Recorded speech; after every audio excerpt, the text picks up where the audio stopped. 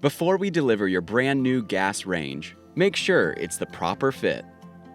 Double check the height, width, and depth of the area the range will sit, and do a walkthrough of the delivery path. Measure the doorways, hallways, and other obstacles to ensure the appliance can fit. And make sure the oven door and drawer will have enough clearance to fully open.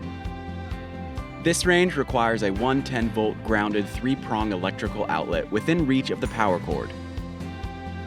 It also requires a natural gas supply line with a functioning shutoff valve directly behind the range.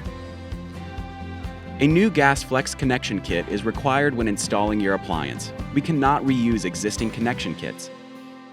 And don't forget to empty out your old range before we arrive so we can easily haul it away. Delivery and setup will go smoothly if you follow these helpful tips, giving your appliance the proper fit.